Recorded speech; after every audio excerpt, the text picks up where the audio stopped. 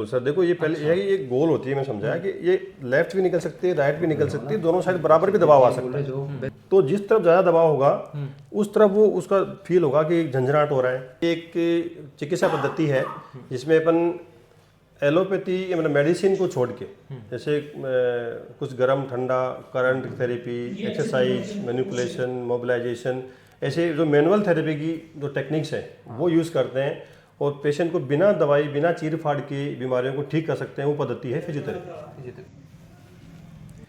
नमस्कार साथियों, मैं पुष्कर सिंह सामोता। आप देख रहे हैं झरोखा राजस्थान न्यूज। आज एक विशेष इंटरव्यू पर हम परिचर्चा कर रहे हैं और हम पहुंचे हैं आज रिंगस में। आगे जब हम खाटू श्याम जी चलते हैं तो वहां पर एक रुक्मणी गार्डन जो स्थित है, वहीं पर हॉस्पिटल संचालित है, ताकर हॉस्पिटल के नाम से प्रसिद्ध है। दे दी संक्षेप में। नमस्कार, मैं डॉक्टर भंवर सिंह ताखर, मैं फिजियोथेरेपिस्ट हूँ और मैंने फिजियोथेरेपी में मास्टर डिग्री न्यूरोलॉजी में करी है और फिर मैंने पीएचडी करी इस फील्ड में। मैं राजस्थान का फर्स्ट पीएचडी फिजियोथेरेपिस्ट हूँ जो 2011-12 में मैंने पीएचडी की। और अब मैं एक हॉस्पिटल है जो ताखर हॉस्पिटल के नाम से खोला, वो रिंगस में खोला है।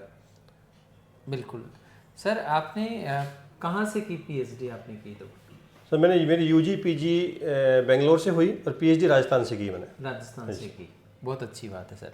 सर दूसरी बात है कि ये आपने ये फिजियोथेरेपी होती क्या है, जैसे सामान्य सब लोग तो नहीं जानते।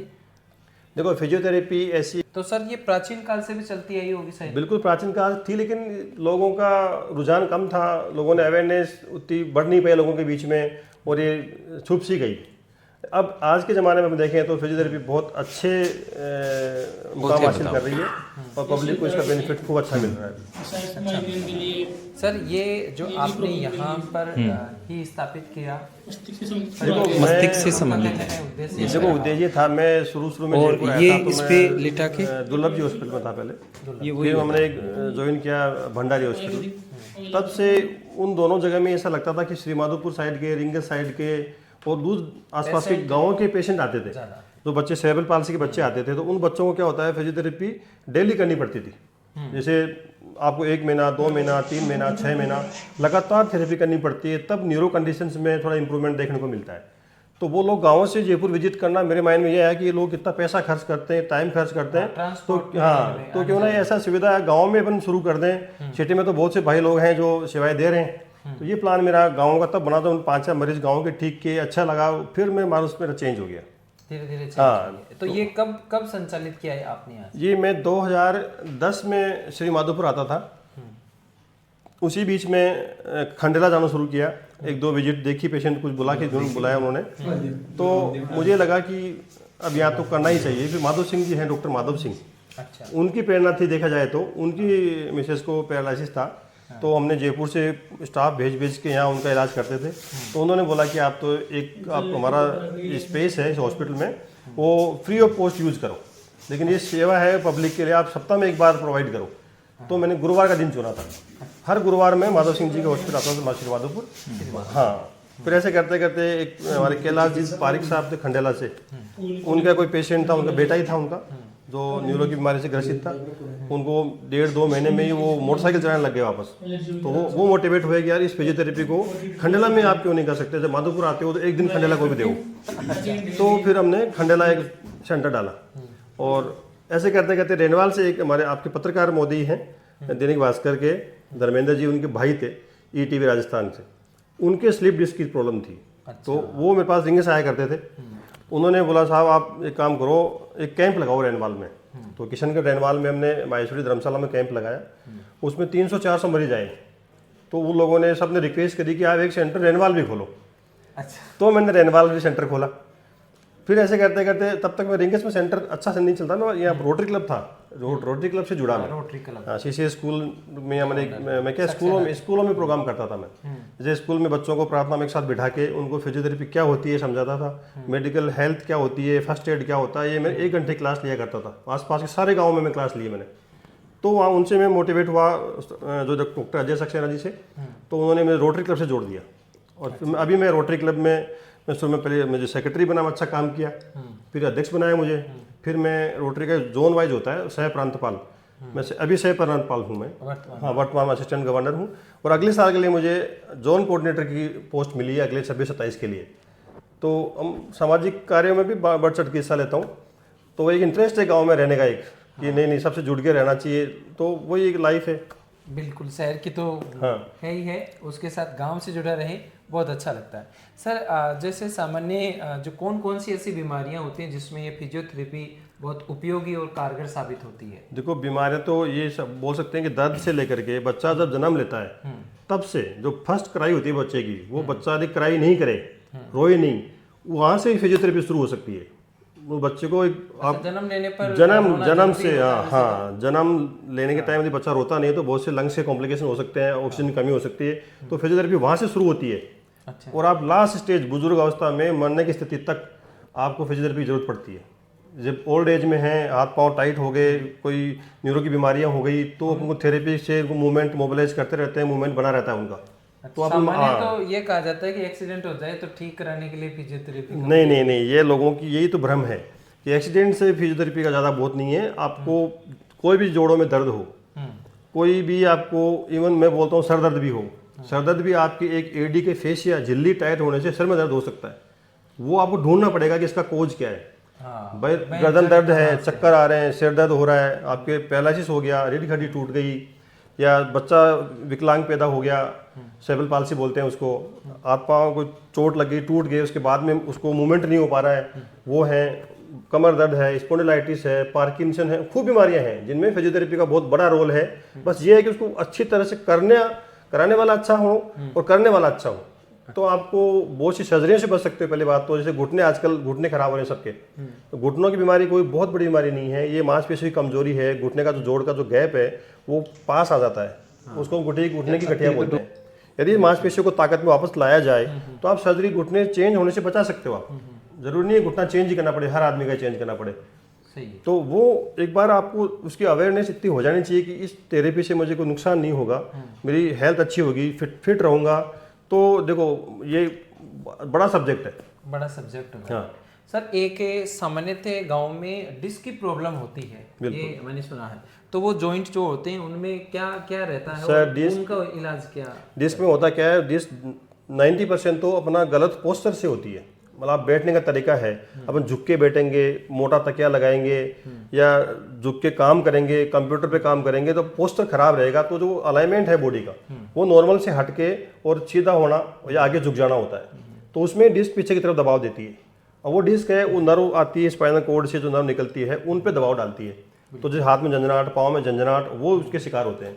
ये आपने ये जो लगा रखा है तो फोकस करो। हाँ ये मैं ये आप बता सकते देखो अब जैसे ये है तो आप अब ये है रीढ़ की हड्डी है ये। अब ये इनको गुटके बोलते हैं अपन, और ये बीच में है ये जो लिक्विड सा भरा होता है, हाँ। ये डिस्क होती है। ये डिस्क, हाँ, तो ऊपर से कोई प्रेशर पड़ता है या पोस्चर गलत रहता है तो ये डिस्क का ना जेली की तरह होती है, तो प्रेशर पड़ने से साइड में निकल जाती है, ये बाहर हाँ पीछे निकलती है, साइड में निकलती है, कहीं से भी निकल सकती है, राउंड होती है ये। तो जिस तरफ निकली, अब ये जैसे ब्रेन, ये है मेन जड़, ये है जो ब्रेन से आती है, रीढ़ की हड्डी में स्पाइनल कोड बोलते हैं इसको। अच्छा। ये कोड ये दब गई इस डिस्क के खिसकने से, ये दब गई तो उस ये निकल जाती है उस साइड में, उस पैर में। बिल्कुल, या रीढ़ा चल रहा है, या दर्द हो रहा है, या गर्म ठंडा लग रहा है पाँव, या मैं 10-20 कदम चलने के बाद मैं रुक जाता हूँ, चला नहीं जाता, भारीपन होता है, ये सब इस डिस्क के प्रेशर की वजह से होता है। डिस्क की प्रॉब्लम। हाँ, तो अब इस डिस्क को इलाज क्या है इसके? एक तो इलाज ये है कि इसको अपन काट के फेंक दे, जो बाहर निकल गई उसको काट के फेंक दे, तो वो हो गया सर्जरी वाला इलाज। सर्जरी वाला। हाँ, अब दूसरा है कि जैसे ये इन दोनों के बीच में जॉइंट है, ये इस जॉइंट की स्पेस को चौड़ा करें अपन, इसको चौड़ा करें, बार बार चौड़ा करें इसको एक्सरसाइज के रूप में या मशीन के रूप में, तो उसको जगह बनती है, तो ये डिस्क वापस अपनी जगह जाके सेट हो जाती है। वो बिना सर्जरी वाला, ये थेरेपी वाला इलाज ये है। ये थेरेपी वाला इलाज है। फिर क्या करते हैं, जो मांसपेशियां होती है उनको मजबूत करो, नहीं आपको बार बार डिस्क दिक्कत देगी, उनको मजबूत नहीं करेंगे तो हम जैसे 5 दिन में, 7 दिन में, 10 दिन में, 15 दिन में हम दर्द में राहत दिला देते हैं। अब उसके बाद पेशेंट को ये बोला जाता है कि आप घर पे 2 महीना, 3 महीना, 4 महीना बढ़िया एक्सरसाइज करो, इस मांस को मजबूत करो, ताकि दोबारा से दबाव नहीं आए। सर आजकल क्या होता है, लोगों ये कहते हैं कि तुरंत इलाज चाहिए, तुरंत इलाज चाहिए। अपने वाले में थोड़ा टाइम लग रहा है, जब आप बता रहे हैं। देखो तुरंत इलाज में भी है आजकल, इसमें भी कुछ कायरोप्रैक्टिस टेक्निक्स है, कुछ ऑस्टियोपैथिक टेक्निक्स है, कुछ मैनिपुलेशंस हैं, जो एक पर्टिकुलर डिस्क के लिए ही वो होता है, जॉइंट के लिए होता है खाली वो, कि ऐसा नहीं बड़ी डिस्क निकल गई फिर भी आप उसको मरोड़े जा रहे हो या कट के निकाल रहे हो, वो थेरेपी गलत है। आप कोई पेशेंट जॉइंट लॉक हो गया या कोई हल्का फुल्का मांसपेशी खिंच गया या लिगामेंट खिंच गए, तंतु खिंच गए, तब तो अपन तुरंत रिलीफ दे सकते हैं उसको, 1 दिन में 2 दिन में भी दे सकते हैं। लेकिन डिस्क के थ्रू नर्व दब गई, पाँव में समस्या आ गई, न्यूरोलॉजी की कंडीशन बन गई, तो इसमें टाइम लगेगा फिर। हाँ, लेकिन टाइम लग के भी आप अच्छी रिकवरी कर सकते हो। हाँ, जैसे बताए अनुसार अपन करें तो अच्छा रिलीफ मिलता है। तो सर आपने यहाँ पर ग्रामीण क्षेत्र में आपने खोलने का क्या विचार रहा और यहाँ से क्या प्रेरणा रीत हुई कि यहाँ पर ही हम सेवा दें? अब मैं गांव से जुड़ा हूँ, मेरा गांव बधाल है, तो मैं तो 10वीं क्लास तक की शिक्षा गांव में ली, फिर मैं बाहर निकल गया। लेकिन मुझे अब ये लगता है कि गांव सबसे बड़ी चीज़ है, कि गांव के लोगों को यदि आप मजबूत नहीं करोगे तो शहर कैसे विकसित होगा, बिल्कुल, देश कैसे विकसित होगा। आप गांव ही जड़ है, गाँव हाँ, उन जड़ों को मजबूत करोगे तो पेड़ अपने आप खड़ा हो जाएगा। अपने आप खड़ा हो जाएगा। तो ये मेरा शुरू से रहा कि मैं गांव में, मतलब जहाँ लोग आपको जाने पहचाने, आपको इंटरेक्ट ज़्यादा करें। सिटी में एक गली में सेंटर है, आपको वो लोग जानते हैं, पूरे किसी पड़ोसी को भी फर्क नहीं पड़ता आपके साथ क्या हो रहा है। क्या हो? लेकिन अपन यहाँ मैं उसकी मदद करूँ, वो मेरी मदद करे, ये भी गाँव में अच्छी चीज़ है। हाँ बिल्कुल, भावनात्मक जुड़ाव ज्यादा रहता है गांव में, और मरीज और वो अपने एक पारिवारिक माहौल सा बनाते हैं। ये सर आपने एक आज नया जो उद्घाटन किया है वो किसका किया है? देखो, आज मेरे दिमाग में चल रहा था, काफ़ी दिनों से चल रहा था, कि ये आयुर्वेद, नेचुरोपैथी, योगा और पंचकर्मा, ये इनका समावेश यदि फिजियोथेरेपी के साथ साथ होता है तो पेशेंट को ज़्यादा बेनिफिट मिलेगा। पेशेंट हाँ हाँ, तो मेरा मकसद ये है कि पेशेंट को बेनिफिट मिलना चाहिए, पद्धति अपन कोई सी भी लानी पड़े।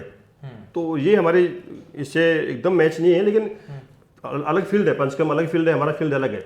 फिर भी हम दोनों फील्ड को यदि साथ लेके एक होलिस्टिक अप्रोच के साथ काम करें तो पेशेंट को ज़्यादा बेनिफिट मिलेगा, ज़्यादा बेनिफिट मिलेगा, डेफिनेटली मिलेगा। तो उसमें तो सर कुछ ऐसी दवाइयाँ, प्रोडक्ट भी होगा शायद मेरे हिसाब से। देखो, वो हमने आयुर्वेद के डॉक्टर्स हैं उनको रखा है, कुछ नेचुरोपैथी के डॉक्टर हैं उनको भी रखा है, तो वो अपने सिद्धांत के हिसाब से उनका ट्रीटमेंट करेंगे, लेकिन एक ही कैंपस में इलाज होगा, एक ही कैंपस में संपूर्ण इलाज हो जाएगा। बिल्कुल, ये है। तो लास्ट में हमारे जो दर्शक हैं या फिर कोई व्यक्ति ऐसा चाहता है कि हम डॉक्टर साहब से मिलें, तो और कोई इलाज की बातें हैं, तो वो क्या आप संदेश दोगे? देखो, यहाँ मैं ये संदेश दूंगा कि नॉर्मल दर्द है तो लगभग ये मानो आसपास में हर जगह में, यह नहीं है कि मैं ही सब कुछ हूँ, बहुत जगह थेरेपियाँ चल रही है, अच्छे सेंटर चल रहे हैं। लेकिन आपको यदि न्यूरो की समस्या ज़्यादा है, जैसे मैं ज़्यादा काम करता हूँ स्पाइनल कॉर्ड वाले में, डिस्क के खिसकने में, या रीढ़ की हड्डी में चोट लगी, पाँव अंग चला गया, पैरालिसिस हो गया, या चारों हाथ पाँव में पैरालाइज हो गए, या ब्रेन में लकवा आ गया, उन लोगों को यहाँ एडमिट रख के 2 महीने, 4 महीने, 6 महीने, कितना भी टाइम लगे उसमें भले ही, उनको यहाँ फुल टाइम दिन में सुबह से शाम तक थेरेपी कराते हैं। तो उनके रहने की सुविधा ऊपर है, हाँ, सारी सुविधाएं हैं कम कीमत में, और एक अच्छा क्वालिटी इलाज यहाँ आपको हम प्रोवाइड करते हैं। तो जिनको ऐसे लग रहा है कि मैं लकवा आ गया और मैं तो ऐसा ही रहूँगा, वो कभी ऐसा नहीं सोचे, वो ज़रूर यहाँ पधारें, और हम उनको जितना हमसे कोशिश बन सकते हैं उसका इम्प्रूवमेंट करके दिखाएंगे। हाँ, तभी आप उन अन्य हॉस्पिटल के तुलना में आप यहाँ पर थोड़ा सा बेहतरीन कर बिल्कुल। मैंने बहुत शुरू में मैंने 2011 से ये सेंटर 10 से ही खोला है। 2010 से मैं फुल डे रिहेबिलिटेशन में चल रहा हूँ। तब राजस्थान में कोई नहीं था जो फुल डे रिहेब को समझता था कि सुबह 9 से शाम को 5 तक थेरेपी कैसे होती है, इतना स्टाफ कहाँ से मिलेगा, मैन पावर की समस्या थी। तो वो मैं 2010 से शुरू कर दिया था। अब हालांकि 17, 18, 20 अब कुछ लोगों ने, बहुत से साथी लोगों ने भी शुरू किए हैं जो एक रिहेब सेंटर के रूप में अच्छा विकसित कर रहे हैं। अच्छा विकसित कर रहे हैं। और समय की सर मेरे हिसाब से ज़्यादा मांग अब इसकी नज़र आती है फिजियोथेरेपी की। बिल्कुल है सर, दवाइयों के सब लोग चाहते हैं मेरे आपके दर्द हो, मेरे दर्द हो, हम सब ये चाहेंगे कि यार पहले यदि बिना इलाज, बिना काटा पीटी के इलाज हो जाए तो ज़्यादा बढ़िया है। वो तो फाइनल ऑप्शन है ही, हमारे जो बैठे हैं डॉक्टर्स लोग बैठे ही हैं इस चीज़ के लिए। तो जो चीज़ हमें बस में नहीं आएगी वो उनके लिए हम छोड़ेंगे और वो उनका काम करेंगे। फिर हो सकता है फिर भी हमारे पास आना पड़े, लेकिन वो उनकी विद्या है, वो उनमें बहुत एक्सपर्ट है, हम हमारी विद्या में एक्सपर्ट हैं। तो हम चाहते हैं कि आप कोई भी आदमी पहले ईजी जो तरीका है वो ढूंढें। हाँ, पहले कॉम्प्लेक्स नहीं हो। उनके बजाय ये ज़्यादा फायदेमंद भी है। तो कॉस्टली कितना पड़ता है या उसकी तुलना में कम रहता है? कॉस्टली मैं तो ये मान सकता हूँ कि जैसे आप 10 दिन का इलाज मानते हैं अपन, तो 10 दिन का इलाज यदि आपको डिस्क की प्रॉब्लम है, कमर दर्द की प्रॉब्लम है या घुटनों की प्रॉब्लम है, आपको 10 दिन का टाइम में दूँ तो 10 दिन में मुश्किल से आपके 2,500 से 3,000 रुपये खर्च होंगे। क्या होता है, जैसे अपने टखने घुटने होते हैं उनमें क्यों हो जाता है वो प्रॉब्लम जो होता है? देखो घुटने चेंज देखो, होंगे। सबसे बहुत इजी जॉइंट है ये। बस फर्क ये है कि इस पूरी बॉडी का वजन झेलना पड़ता है घुटने को। तो ये हाँ, तो ये जैसे ये मांसपेशियां है, ये नीचे ये घुटना हो गया, ये नीचे का हिस्सा है, ये जांग वाला हिस्सा है। अब जनरली जो शिकायत होती है मोटी, या तो ये आती है गद्दी है बीच में, देखो ये एक सोकर है, मतलब अपन जंप करते हैं तो इस गद्दी पे दबाव आता है, हड्डी नहीं भिड़ती आपस में, तो दर्द नहीं होता। हाँ। तो ये सोकर क्या होता है, ये जो गद्दी है, ये इसको मेनिस्कस बोलते हैं, ये घिसना शुरू हो जाती है। जैसे इस पे पूरा बॉडी का वजन, किसी मोटापा ज़्यादा है तो वो 80 किलो 100 किलो वजन इस पे पड़ेगा, बार बार पड़ेगा, बार बार सीढ़ी चढ़ेंगे, तो ये क्या होता है, ये गद्दी यहाँ से ही घायल हो जाती है और ये घिसती घिसती और ख़राब होके बाहर निकल जाते साइड में, या तो ये ख़त्म हो जाती है। तो ये जो गैप है ये पास में आ जाता है, तो घुटने आपस में रगड़ खाते हैं, जो झिल्लियाँ हैं वो टकराती है आपस में, तो खूब दर्द होगा, वो चल ही नहीं पाता है, वो टेढ़ा मेढ़ा चलता है। अब उसकी सारी जिम्मेदारी किसकी हुई, ये जो मांसपेशी है, ये जो जांग की मांसपेशी है ना, ये वाली, ये मांसपेशी है, इसको पूरा घुटने को खींच के रखती है ऐसे, तो ये गैप बना रहता है। अब ये ढीली पड़ जाएगी दर्द के मारे तो ये पास आती है ऐसे, तो ये गद्दी, ये पिंच होता है यहाँ से। हाँ, अब उसका इलाज क्या है, या तो ये कि आप इसको, इस गद्दी को रिपेयर करो, कई कंडीशन ऐसी बनती है, कई कंडीशन ऐसी बनती है कि ये पूरा घुटना ही चेंज करो, भाई इस घुटने को इतना उठाओ, इसको इतना उठाओ, और दूसरा जो आर्टिफिशियल जो अटैचमेंट है वो लगाओ। या फिर आप हम तो क्या बोलते हैं, हाँ, फिजियोथेरेपी में क्या कर सकते हैं, आप इस मांसपेशी को मजबूत कर दो, जो ऊपर मांसपेशी है जो घुटने को खींच कर रखती है ऊपर, ये खींचेगी तो जोड़ के बीच गैप बन जाएगा, गैप बनेगा तो आप मूवमेंट बढ़िया रहेगा, वापस दिक्कत ही नहीं आएगी। अब इसमें लोगों को समस्या क्या आती है कि ये कोई बहुत बड़ा खर्चे वाला काम ही नहीं है, इसमें तो मेहनत चाहिए। आपको मैं बोलूं कि दिन में आप आधा पौन घंटा, एक घंटा दिन में 3 बार एक्सरसाइज करनी है, घर पे करनी है, कोई रुपये खर्च नहीं होगा। आप यदि 2 महीने 3 महीने ढंग से कर लोगे तो आप ये छोटे मोटे रिप्लेसमेंट से तो बच ही जाओगे, उनसे बच जाते। बिल्कुल। ये तो बहुत हम रोज देखते हैं ऐसी चीज़ें कि जो अपने मन में ठान लिया कि मुझे मेहनत कर सकता हूँ सर, जो लोग डरते हैं सर्जरी से, हाँ। वो लोग ही अच्छा करते हैं, क्योंकि उनको तो सर्जरी से कैसे न कैसे बचना है। हाँ, तो उनको वो थोड़ा ज़्यादा, और जिन लोगों को दिमाग में बैठ गया कि इसका तो इलाज ही सर्जरी ही है, तो वो हमारी थेरेपी को एक्सेप्ट ही नहीं करता। वो हम बोलेंगे उसको सुनेगा ही नहीं, वो तो ये सोचता है कि नहीं, मेरे को तो घुटना घिस गया, अब डॉक्टर ने बोल दिया अब तो चेंज ही करना है। तो आप चेंज करने से पहले आप मजबूती लाओ अपनी बॉडी को, ये आप चेंज भी करोगे, मान लो बात ऐसा होता है कई केसों में कि उसको आराम नहीं आया, तो आपकी मांसपेशी मजबूत हो गई, तो सर्जरी के बाद में आपको डबल बेनिफिट मिलेगा, जल्दी चाल बन जाएगी, जल्दी मजबूती आएगी आप जल्दी आते। अच्छा सर, एक है अपने जो गांव है रूरल एरिया में, एक हमें देखने को मिलता है कि भाई मूल्य चली जाती है, वो निकाल देते हैं, कभी कभी तो चणक वाला मामला भी हमारे सामने आता है। चणक का मामला बहुत गड़बड़ है, चणक कुछ नहीं होती है, कुछ फेशियल जॉइंट लॉक होते हैं, कोई एक्टिविटी के दौरान वो वहाँ से डिस्प्लेस हो गया, तो वो ऐसे ही छोटे मोटे एक्टिविटी में वापस ढीला भी पड़ जाएगा, या आप कुछ पेन किलर खा लो, नॉर्मल मेडिसिन को। ऐसे गांव में रहते हैं कि बुजुर्ग होते हैं, वो चनक निकाल देते हैं, मैं यही कह रहा हूँ, पैर लगा के या चनक निकालने के बजाय भले आप मेरे पास मत आओ, किसी थेरेपी सेंटर पे मत जाओ, कहीं मत जाओ, आप 2 मेडिकल स्टोर से या कोई अच्छे डॉक्टर से मिल के भले आप 2 दिन 3 दिन गोली खा लो, कोई दिक्कत नहीं है, आप उसका कुछ सेक कर लो, लेकिन हाथ से कुछ कटका कुटकी निकालने वाला काम मत कराओ। इसमें बहुत से केस मेरे पास आते हैं जिसमें जैसे आपने इधर से दबाव डाल दिया और ये डिस्क थोड़ी बहुत खिसकी थी, अब वो ज़्यादा खिसक गई, तो वो पाँव में, जो भी लोग ये बोलते हैं ना कि मेरे हाथ में पहले दर्द नहीं था, अचानक के बाद में हाथ में दर्द आ गया, मतलब वो उसने गड़बड़ कर ली, वो डिस्क को और आगे खिसका दिया और उसका वो न्यूरो में कन्वर्ट हो गया वो केस। बिना नॉलेज के कुछ ऐसा बिल्कुल नहीं, बिल्कुल चाहे आप चाहे 5 दिन दर्द सहन कर लो, लेकिन चनक मत निकलाओ। चनक मूल्ड ये निकलाना बहुत डेंजरस है, आप लाइफ से हाथ धो बैठोगे। इतने तो में भी हो जाते हैं। हाँ, अब आप बड़ी जांच करके आप लाखों रुपए खर्च करके फिर भी आप संतुष्ट नहीं हो पाते हैं, दर्द नहीं जा पाता है जड़ से, या फिर आप बार बार तंग होते हो, तो उससे मैं समझता नहीं कि बहुत बड़ा खर्चा है, बहुत बड़ा खर्चा। हाँ, और मैं ऐसा, यदि ऐसा आदमी है जो कैपेबल नहीं है, पे नहीं कर सकता, आप वेलकम है, आओ, मैं जो हेल्प मेरे से होती है मैं सबकी करता हूँ, हेल्प करेंगे। हाँ, बिल्कुल, ये था, बहुत अच्छा लगा सर। एक बार एड्रेस और बता दें यहाँ पर। जैसे वो ये रिंगस से खाटू श्याम जी रोड है, इसमें बड़ा सा गेट है रुक्मणी गार्डन, तो रुक्मणी गार्डन के अंदर है हमारा ये Takar health care and research centre के नाम से। हाँ, तो अब महिला कॉलेज से जैसे, हाँ, महिला स्कूल से खाटू की तरफ चलते हैं तो मेन रोड पे रुक्मणी गार्डन का बड़ा सा गेट है, उसके अंदर ये हॉस्पिटल है। बिल्कुल रख करेंगे। Thank you.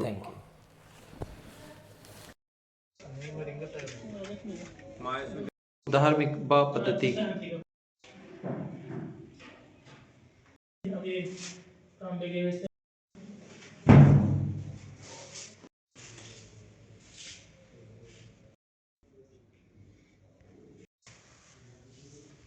यार अब तेरी तो